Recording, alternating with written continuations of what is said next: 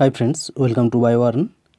আজকের এই ভিডিওতে আমরা আরও একটি নতুন মডেল কোশ্চেন পেপার নিয়ে আলোচনা করব মাধ্যমিক এবিটিএ টেস্ট পেপার থেকে। আজকে যে পেজটা নিয়ে আলোচনা করব সেটা হলো 164 এই পেজটা নিয়ে।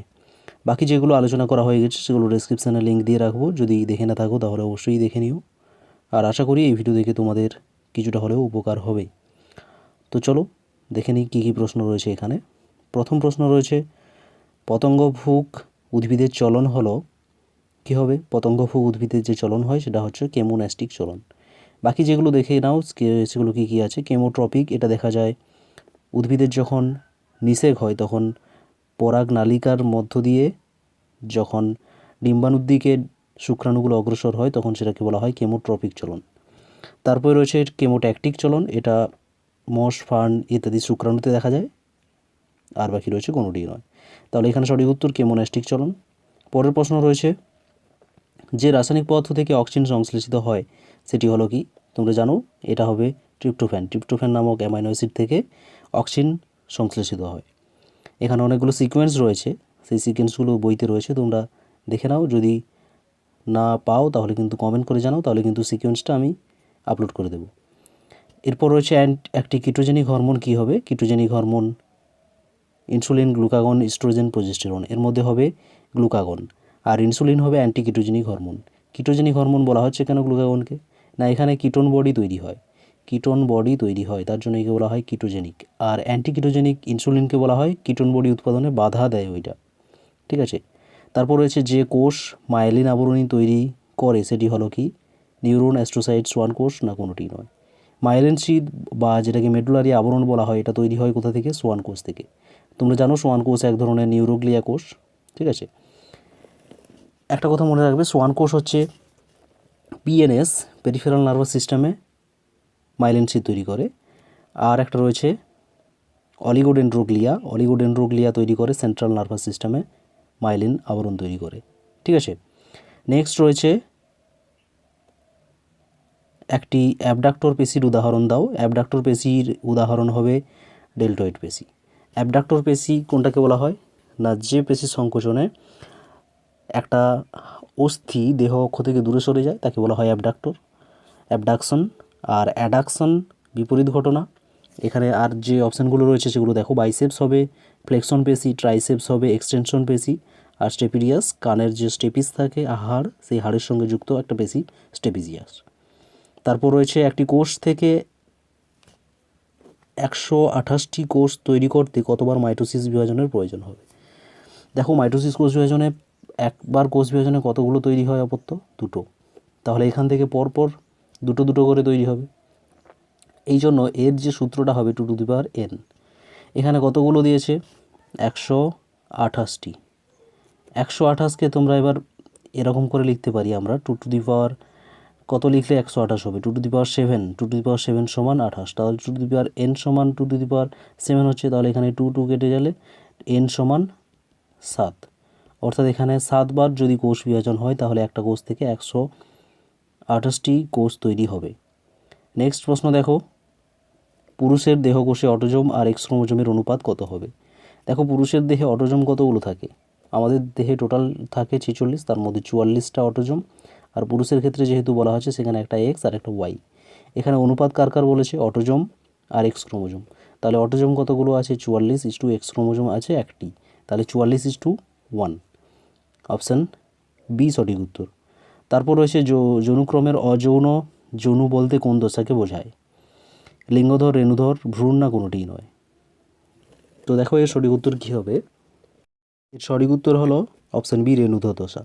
অযৌন জনন যে দশাটা বলা হয় তাকে বলা হয় রেণুধর দশা। কারণ দেখো, অযৌন জননের দশাকে 2n ধরা হয় আর যৌন জননের দশাকে n ধরা হয়।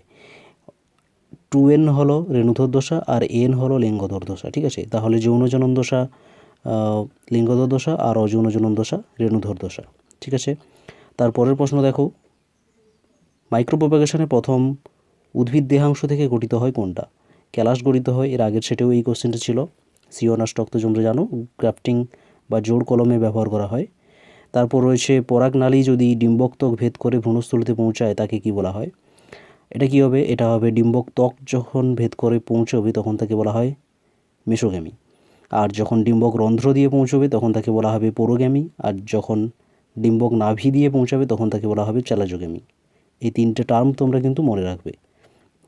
নেক্সট রয়েছে দুটি সংকর লম্বা মটর উদ্ভিদের মধ্যে সংকরায়ন ঘটানো হলে F1 জনুতে শতকরা কত ভাগ লম্বা ও খর্ব মটর গাছ উৎপন্ন হবে। ক্রস করে নাও, দুটি সংকর লম্বা, ক্যাপিটাল টি স্মল টি এই করে আছে, এর সঙ্গে এর ক্যাপিটাল টি হবে, এটার সঙ্গে এটার ক্যাপিটাল টি স্মল টি, এটার সঙ্গে এটার ক্যাপিটাল টি স্মল টির সঙ্গে স্মল টি এইটা। তাহলে এখানে লম্বা আর খর্ব, এখানে দেখো এই তিনটে হবে লম্বা, তাহলে 3, আর এটা হবে 1, 3:1। 3:1কে কীভাবে লেখা যায় পার্সেন্টেজে, 75% আর 1-এর জন্য 25%। তাহলে এখানে সঠিক উত্তর হবে অপশান সি। নেক্সট রয়েছে একটি প্রজাতির জনসমষ্টির যত জিন আছে তাদের সমষ্টিকে কি বলা হয়। একটা প্রজাতির যত জীব তাদের মধ্যে যে জিনের সমষ্টি তাকে বলা হয় জিন পুল। অপশান এতে রয়েছে জিন পুল। আর জিনোম কোনটা, জিনোম হচ্ছে হ্যাপ্লয়েড সেটে যে টোটাল জিনগুলো থাকে তাকে বলা হয় জিনোম। জেনেটিক কোড রয়েছে একটা জীবের মধ্যে যে জিনের বিন্যাসটা কীরকম আছে সেটাকে বলা হচ্ছে জেনেটিক কোড। আর জাইগোট তো তোমরা জানো, নিষেকের পরে যেটা তৈরি হয় তাকে বলা হয় জাইগোট। তারপর রয়েছে থ্যালাসেমিয়া সংক্রান্ত ভুল তথ্য কোনটা আছে। হিমোগ্লোবিনের ত্রুটি, এটা সঠিক রয়েছে, থ্যালাসেমিয়াতে হিমোগ্লোবিন উৎপাদনে ত্রুটি হয়। তারপর দেহে লোহা সঞ্চিত হয়, এটাও ঠিকই রয়েছে। বংশগত রোগ, এটাও ঠিকই রয়েছে, থ্যালাসেমিয়া এক ধরনের বংশগত রোগ, বংশ পরম্পরায় সঞ্চারিত হয়। আর অপশান ডিতে রয়েছে সেক্স ক্রোমোজোম সংযোজিত রোগ, এটা কিন্তু ভুল। থ্যালাসেমিয়া হচ্ছে অটোজোম বাহিত রোগ। থ্যালাসেমিয়া দুটো রয়েছে, আলফা থ্যালাসেমিয়া 16 নম্বর ক্রোমোজোম, বিটা থ্যালাসেমিয়া 11 নম্বর ক্রোমোজোম দ্বারা বাহিত হয়। নেক্সট রয়েছে অ্যান্টি হিমোফিলিক গ্লোবিউলিন ফ্যাক্টরটি হলো কোনটা। অ্যান্টি হিমোফিলিক গ্লোবিউলিন ফ্যাক্টর, এটাকে সংক্ষেপে বলা হয় AHF, এটাকে বলা হয় ফ্যাক্টর 8। আর একটা রয়েছে PTC, প্লাজমা থ্রম্বোপ্লাস্টিন কম্পোনেন্ট, সেটা হলো ফ্যাক্টর 9। এটার অভাবে হয় হিমোফিলিয়া A আর এটার অভাবে হয় হিমোফিলিয়া B।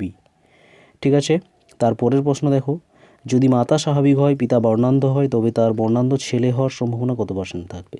ক্রস করে দেখে নাও, মাতা স্বাভাবিক বলা হচ্ছে তাহলে XC+, পিতা বর্ণান্ধ তাহলে XC আর Y। এখান থেকে ছেলে সন্তানের কথা বলা হয়েছে, তাহলে ছেলে সন্তান কখন হবে, যখন এটার সঙ্গে Y ক্রোমোজোম হবে আবার এটার সঙ্গে Y ক্রোমোজোম হবে। তাহলে দেখো এখানে XC+Y হবে আর এটাতেও XC+Y হবে। X ক্রোমোজোমে কোন জিনটা রয়েছে, ওয়াইল্ড টাইপ জিন রয়েছে, অর্থাৎ ভালো জিন রয়েছে। তাহলে এখানে কিন্তু কোনো পুত্রই আক্রান্ত হবে না, সবগুলোই স্বাভাবিক হবে, তাহলে এখানে হবে 0%। ঠিক আছে, বুঝতে পারছো। তারপর শূন্যস্থান পূরণ রয়েছে, উদ্দীপকের তীব্রতা দ্বারা নিয়ন্ত্রিত চলনকে কী বলা হয়। উদ্দীপকের তীব্রতা দ্বারা ন্যাস্টিক চলন বলা হয় তাকে, ন্যাস্টিক চলন।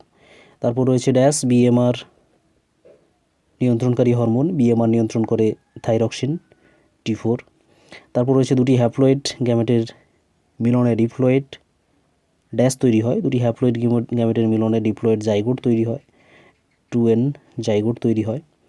এককোষী হয়, এটা এককোষী 2N সংখ্যক ক্রোমোজোম বিশিষ্ট জাইগোট তৈরি হয়। নেক্সট রয়েছে উদ্ভিদের দেহকোষে অটোজোমের সংখ্যা হলো ড্যাশ। উদ্ভিদের দেহকোষে অটোজোমের যে সংখ্যা এটাকে কিন্তু তোমরা 2N হিসাবে লিখবে, কারণ বিভিন্ন উদ্ভিদের অটোজোম সংখ্যা বিভিন্ন হয়, তার জন্য জেনারেল হিসাবে আমরা এখানে 2N লিখব। আর জনন কোষে কত হবে, জনন কোষে N হবে আর শস্য কোষে 3N হবে। ঠিক আছে, আর বাকি আমরা তোমাদের বইতে যেটা রয়েছে মানুষের দেহকোষে ক্রোমোজোমের সংখ্যা দেওয়া আছে, সেটা তোমাদের নির্দিষ্ট করে দেওয়া আছে, তার জন্য তোমরা কিন্তু সেখানে 46 লিখবে। নেক্সট রয়েছে উদ্ভিদের দেহকোষ হয়ে গেছে, তারপরে ড্যাশ গঠনের মাধ্যমে উদ্ভিদের সাইটোকাইনেসিস হয়। তোমরা জানো কোষপাত বা সেল প্লেট গঠনের মাধ্যমে উদ্ভিদের সাইটোকাইনেসিস হয়, আর প্রাণীদের ক্ষেত্রে ক্লিভেজ বা সেলফ হারোয়িং পদ্ধতিতে হয় থাকে। কোষ বিভাজনকালে ক্রোমোজোমের ড্যাশ অংশের সাথে বেমতন্তু যুক্ত হয়, এর আগেও অনেকবার হয়েছে এটা। ক্রোমোজোমের যে সেন্ট্রোমিয়ার অঞ্চলে কাইনেটোকোর রয়েছে সেখানে বেমতন্তুগুলো যুক্ত হয়। সত্য মিথ্যা রয়েছে, লোকাস অবস্থান করে সেন্ট্রোমিয়ারে, এটা ভুল হবে, সেন্ট্রোমিয়ার হবে না, ক্রোমোজোমে অবস্থান করে, শুধুমাত্র সেন্ট্রোমিয়ার অঞ্চলে নয়। তারপর রয়েছে যৌন জননের একক হলো রেণু, এটা ঠিকই রয়েছে। ডিএনএতে ইউরাসিল নামক ক্ষারটি থাকে, ডিএনএতে ইউরাসিল থাকে না, ডিএনএতে থাকে অ্যাডিনিন, তার সঙ্গে থাইমিন, গুয়ানিনের সঙ্গে সাইটোসিন, এখানে ডবল বন্ড, এখানে ট্রিপল বন্ড। তারপর রয়েছে শস্য নিউক্লিয়াস ট্রিপ্লয়েড প্রকৃতির হয়, এখানে ঠিকই রয়েছে, ট্রিপ্লয়েড অর্থাৎ 3N প্রকৃতির হয়। প্যারামোসিয়ামের গমনাঙ্গ ক্ষণপদ, এটা ভুল হবে, ক্ষণপদ হচ্ছে অ্যামিবার, প্যারামোসিয়ামের তাহলে কি, প্যারামোসিয়ামের সিলিয়া। নেক্সট রয়েছে পত্রাশ্রয়ী মুকুল দেখা যায় কচুরিপানাতে, এটাও ভুল, পত্রাশ্রয়ী দেখা যায় পাথরকুচিতে। আর কচুরিপানাতে কোনটায় দেখা যায়, কচুরিপানাতে দেখা যায় খর্ব ধাবক। নেক্সট রয়েছে স্তম্ভ, এখানে দেখো হলুদ ও গোলাকার বীজ, হলুদ ও গোলাকার বীজ কী হবে, হলুদ গোলাকার বীজ, এখানে একটা জিনোটাইপ দেওয়া আছে, capital Y small y capital R, এটা হবে হলুদ গোলাকার বীজযুক্ত উদ্ভিদের জিনোটাইপ। তারপর হচ্ছে গ্যামেটের মিলন, গ্যামেটের মিলনে কি তৈরি হয়, গ্যামেটের মিলনে জাইগোট তৈরি হয়, এটা ম্যাচ হয়ে যাচ্ছে। শঙ্কর লম্বা, এখানে আরেকটা জিনোটাইপ দেওয়া আছে, ক্যাপিটাল টি স্মল টি, এটাকে শঙ্কর লম্বা বলা হয়। ফল পাকাতে সাহায্য করে একটা হরমোন, তার নাম ইথিলিন হরমোন, জানো তোমরা। তারপরে রয়েছে উদ্ভিদের শস্য, শস্য তো ট্রিপ্লয়েড হয়, ট্রিপ্লয়েড অপশান রয়েছে এখানে 3N আর 3:1 এখানে দেখো একটা ফাঁকা থাকছে, জিনোটাইপিক অনুপাত আর ফিনোটাইপিক অনুপাত। 3:1 ফিনোটাইপিক অনুপাত হয়, সেটা কার ফিনোটাইপিক অনুপাত, এক সংকর জননের ফিনোটাইপিক অনুপাত F2 জনুতে, ঠিক আছে। আর এই জিনোটাইপটা কত হয়, জিনোটাইপটা হয় 1:2:1। নেক্সট রয়েছে মানুষের করোটি স্নায়ুর সংখ্যা কত, মানুষের করোটি স্নায়ু 12 জোড়া।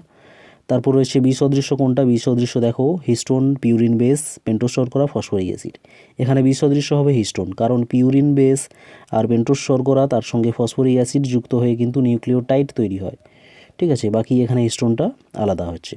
তারপর রয়েছে সিস্টার ক্রোমাটিড কাকে বলা হয়, সিস্টার ক্রোমাটিড তোমরা জানো একটা ক্রোমোজোমের দুটো ক্রোমাটিড থাকে, সেই দুটো ক্রোমাটিডকে পরস্পরের বলা হয় সিস্টার ক্রোমাটিড।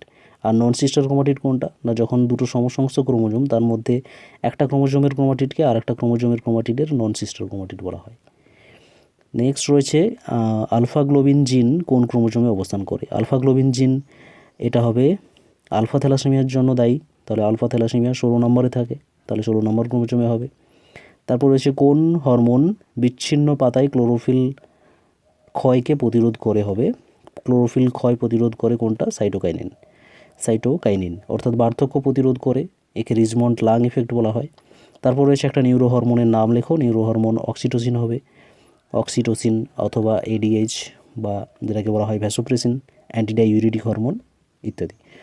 তারপর রয়েছে ক্ষণপদ, কি ক্ষণপদ তোমরা জানো, অ্যামিবার গমন অঙ্গ হলো ক্ষণপদ বা সিউডোপোডিয়া, ঠিক আছে। তো ফ্রেন্ডস এখানেই আমরা কিন্তু সমস্ত শর্ট কোয়েশ্চেন আলোচনা কমপ্লিট করলাম। এরপরে 2 ও 3 মার্কের যে প্রশ্নগুলো রয়েছে সেগুলো কিন্তু তোমরা অবশ্যই দেখে নিও, যদি কোনো প্রবলেম হয়ে থাকে তো অবশ্যই কমেন্ট করে জানাও, যাতে পরের ভিডিওতে আমরা আলোচনা করতে পারি।